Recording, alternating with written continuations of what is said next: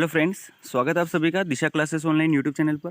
आज हम देखेंगे कक्षा 10वीं का 10th का जो चैप्टर 1 है उसके कुछ ऑब्जेक्टिव बताऊंगा और साथ ही साथ बड़े क्वेश्चन के लिए सॉल्यूशन भी दूंगा मैं इसमें। साथ में आपकी जो त्रैमासिक परीक्षा है अभी जो आने वाली है 19 तारीख से, उसका पूरा सॉल्यूशन है। लगभग इसमें काफ़ी सारे क्वेश्चन इसमें से बैठने वाले हैं। आपके लगभग 40% अगर आपका 100 नंबर का पेपर होता है तो 40 क्वेश्चन ऑब्जेक्टिव आएंगे। अगर 70 का होता है तो 28 आएंगे। 80 का होता है तो 32 क्वेश्चन आएंगे। लगभग आप अच्छे खासे 30+ स्कोर ऑब्जेक्टिव में कर पाएंगे। और साथ ही साथ बड़े क्वेश्चन के लिए हिंट भी दूंगा और सॉल्यूशन भी बताऊंगा। और सभी आईएमपी क्वेश्चन है तो ज़रूर देखें और आगे से आगे शेयर करें, लाइक भी करें। और जो ऑफलाइन वाले स्टूडेंट हैं, मेरे जो ऑफलाइन वाले हैं, वो ज़रूर इसको कॉपी में ज़रूर उतारें। ओके, चलिए बिना टाइम वेस्ट किए शुरू करते हैं। आप सभी को पता है कि HCF ज्ञात करना है 96 और 404 का। अगर ये 1 नंबर में आए तो डायरेक्टली 4 उत्तर लगा देना। और अगर आपका 2 नंबर में पूछे, 3 नंबर में पूछे, तो आप सभी को पता है HCF कैसे निकालते हैं।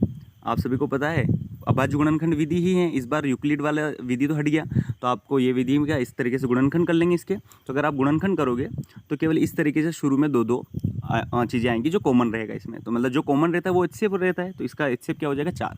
अगर आप ऑप्शन देख कर कैसे चेक कर सकते हैं, तो आपको ये देखना पड़ता है HCF में कि इसमें किसका भाग जा रहा है। तो आप देखेंगे 120 तो बड़ी संख्या कभी भी HCF नहीं होती। हमेशा HCF जो होती है ना, दी गई संख्याओं से छोटी होती है। देखो 96 से तो छोटा होना चाहिए ना, तो 120 तो हट गया अपना ऑप्शन।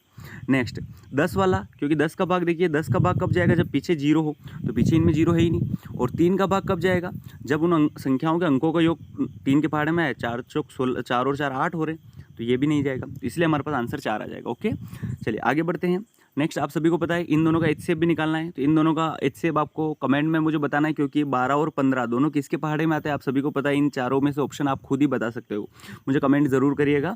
और ज़रूर बता सकता हूँ मैं, लेकिन आप खुद ही बताइए। आप केवल इतना से देखना है कि दोनों जो हैं किसके पहाड़े में आते हैं, किसकी टेबल में आते हैं, 12 और 15। ओके, और आप चाहो तो गुणनखंड करके भी चेक कर सकते हो। ओके, अलग अलग गुणनखंड करने पड़ते हैं HCF के लिए, आप सभी को पता है। ठीक है, तो गुणनखंड करेंगे तो आपको एक ही सोल्यूशन मिलेगा इसमें। चलिए आगे बढ़ते हैं। तीसरा क्वेश्चन भी अच्छा है। दो संख्याओं का गुणनफल 32 है, LCM 8 है, तो HCF निकालना है। जब भी ऐसा क्वेश्चन आए, आपके पास जो बड़ी संख्या है उसमें छोटी संख्या का भाग दे दो, आपका आंसर आ जाएगा। ठीक है, ये वो वाला सूत्र बन रहा है। कौन सा? लस गुणित मस, मतलब LCM गुणित HCF। ये क्वेश्चन भी आ सकता है, देखिए, बराबर दो संख्याओं का गुणनफल। क्या बोलोगे? दो संख्याओं का गुणनफल। ऐसा पूरा लिख दीजिएगा, ये दो संख्याओं का गुणनफल। ये पूरा फार्मूला आप कॉपी में ज़रूर लिखिए। इस फार्मूले से संबंधित पक्का एक क्वेश्चन ज़रूर बनेगा। 22,338 वाला जो क्वेश्चन है ना, वो भी ज़रूर बनेगा। उसको अच्छे से करके IMP बना लीजिएगा। ओके, और ये वाला फार्मूला अगर अपन लगाते हैं तो देखिए 8 का अगर 32 में भाग देंगे तो 8 चौक कितना होता है 32, तो आंसर इसका भी आ जाएगा 4। तीसरे वाले का आंसर आ जाएगा 4, पहले वाले का भी 4, और दूसरे वाले का जरूर अलग आंसर आएगा। तो आपको मुझे कमेंट में ज़रूर बताना है। नेक्स्ट आगे फिर से आगे देखो कि चौथे का मैं पूछ लिया 4 और 7 का HCF क्या होगा। तो जैसे देखो इन दोनों, ये दोनों किसके पहाड़े में आते हैं, तो दोनों तो इनमें से किसी के पहाड़े में आते, केवल 1 के पहाड़े में आते हैं। मैंने क्लास में भी बताया है कि जिसका कोई नहीं होता उसका भगवान नहीं होता है। यहाँ पर 1 होता है। क्या होता है? 1 होता है। HCF हमेशा किसी कभी कुछ समझ में नहीं आए तो उसका HCF क्या होगा? 1 होगा। ओके, तो इसमें आंसर आ जाएगा A वाला, 1 वाला। नेक्स्ट सम संख्या के लिए कौन सा स्वरूप है, ये एक 9th में क्वेश्चन पूछा गया था। तो हमेशा याद रखिएगा 2m। हमेशा सम संख्या 2m आ गया, यहाँ पर कभी परीक्षा में 2x दे दिया या 2p दे दिया। सम संख्या हमेशा इस रूप में लिखी जाती है, 2m 2p, मतलब 2 के गुणे वाला।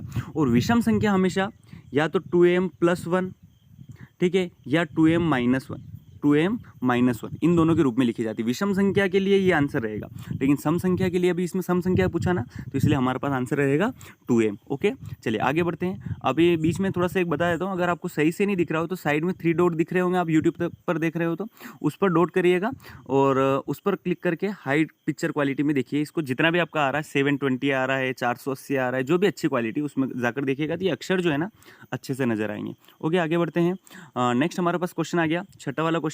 इन तीनों संख्याओं का क्या निकालना है? HCF और LCM का अनुपात निकालना है। आप क्या करिए, इनका LCM निकालिए और इनका HCF निकालिए और फिर उसका अनुपात निकालना है। ये एक बड़ा क्वेश्चन हो सकता है, लेकिन इसका सॉल्यूशन डायरेक्ट आप पता है 5, 10, 15 और 20, 5, 15 और 20। इसका HCF तो मैं आराम से बता सकता हूँ। जो सबसे छोटी संख्या है 5, इसका हो जाएगा HCF। और LCM जो है इन तीनों जो पहाड़े बोलना है, सबसे पहले 20 का पहाड़ा बोलना आपको। 20 एकम 20, 20 दूनी 40, 20 तिया 60, 60 तीनों के पहाड़े में आता है।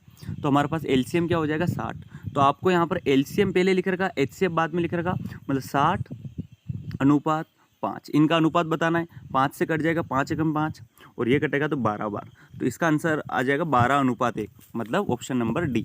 ठीक है। इसका अगर मैं डायरेक्ट सॉल्यूशन बताऊं तो ऑप्शन नंबर डी हो जाएगा, और मैंने आपको हल करने का तरीका भी बता दिया है कि कैसे हल करते हैं, ठीक है। आप आराम से अभाज्य गुणनखंड विधि से इनका एलसीएम एचसीएफ निकालिए। उसमें आपका एचसीएफ तो आएगा 5, ठीक है, और एलसीएम आएगा 60। तो पहले एलसीएम लिखना है और फिर एचसीएफ लिखना है, ओके। और फिर ये कटते हैं 5 एकम 5, और इसको काटेंगे तो 5 एकम 5, 5 दूनी 10, 12:5 उत्तर आ जाएगा, ओके। चलिए आगे बढ़ते हैं रिक्त स्थानों की तरफ। और जितनी बातें मैं यहाँ पर बोल रहा हूँ वो सब कॉपी में नोट डाउन जरूर करिएगा, और वीडियो को लाइक ज़रूर करिएगा और शेयर भी करें, ठीक है। नेक्स्ट आगे बढ़िए।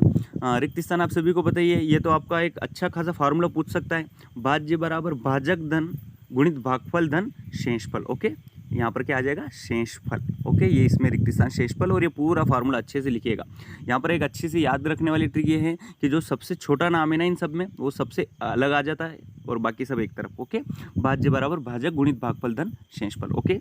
नेक्स्ट ये वाला फार्मूला क्या है, यूक्लिड विभाजन से तो हट भी सकता है, लेकिन फिर भी ये फार्मूला जरूर याद रखिएगा, बहुत अच्छा क्वेश्चन है।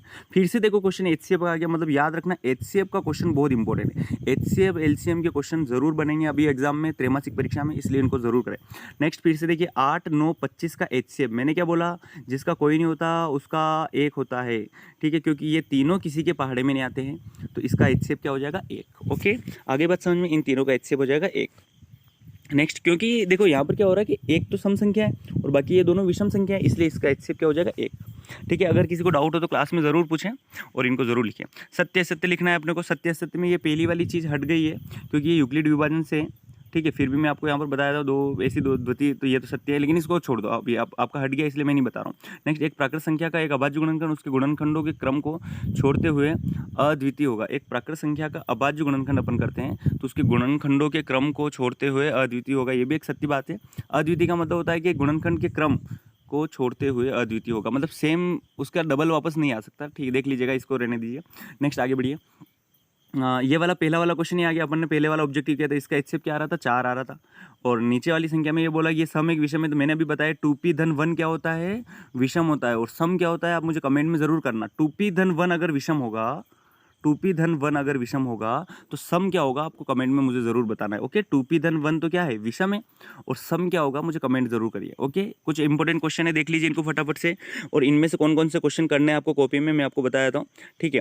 पहला वाला 5वां वाला क्वेश्चन नहीं करना है, ठीक है। 6वां वाला भी नहीं करना है, 7वां वाला भी नहीं करना है।